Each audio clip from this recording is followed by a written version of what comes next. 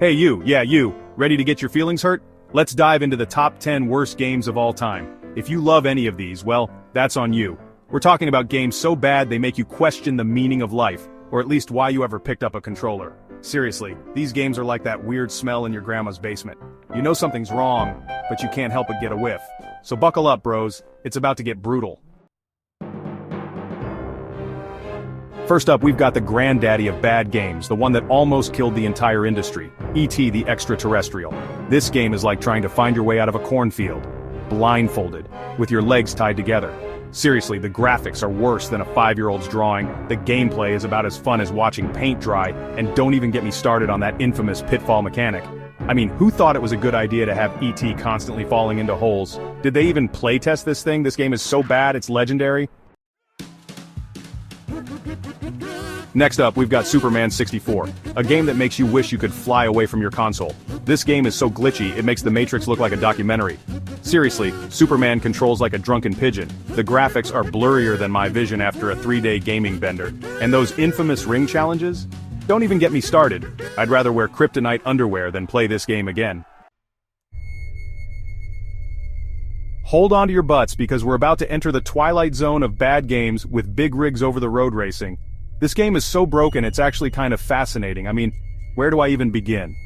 The physics are non-existent, the AI is about as intelligent as a potato, and you can literally drive through walls. It's like the developers just threw a bunch of code into a blender and said, yeah, that'll do. Chapter 4, Ride to Hell Retribution. More like Ride to Hell Refund, please. Get ready for a wild ride because Ride to Hell Retribution is here to make you question your life choices. This game is a masterclass in jank. We're talking clunky controls, a story that's more convoluted than a Christopher Nolan film, and voice acting that sounds like it was recorded in someone's bathroom. Honestly, I've had more fun watching paint dry on a rainy day. Chapter 5, Sonic the Hedgehog 2006. Sonic, no! Oh boy, here we go. Sonic the Hedgehog 2006, the game that almost made me swear off platformers forever. This game is a glitchy, buggy mess that makes you wonder how it ever got released. Sonic controls like a car with square wheels, the camera angles will give you a headache, and the story is so bad, it's almost embarrassing. Seriously, this game is the gaming equivalent of a dumpster fire. Chapter 6, Aliens, Colonial Marines. Game over, man, game over. Next up, we've got Aliens, Colonial Marines, a game that's about as scary as a wet paper bag. This game had so much potential, but it completely missed the mark. The AI is dumber than a box of rocks, the graphics are underwhelming, and the story is completely forgettable. It's like the developers have never even seen the Alien movies.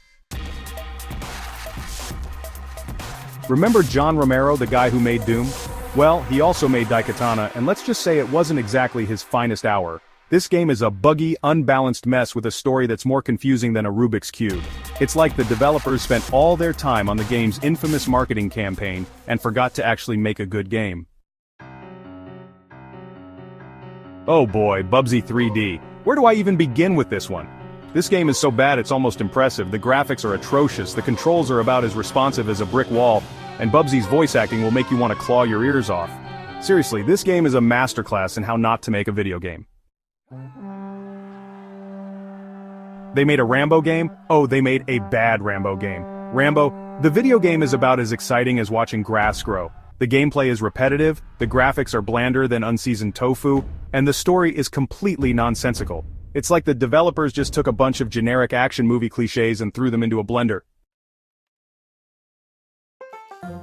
Last but not least, we have Shaq Fu, a game so bad it's almost comical.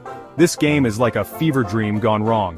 Shaq's movements are stiffer than a board, the graphics are like something out of a bad acid trip, and the story is just plain bizarre. It's like the developers just threw a bunch of random ideas at the wall and hoped something would stick.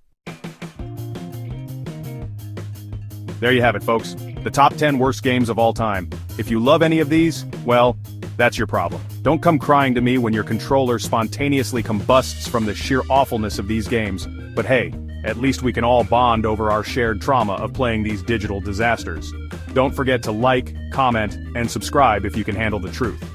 And remember, always check the reviews before you buy a game, unless you want to end up on a future episode of Games So Bad, They'll Make You Cry.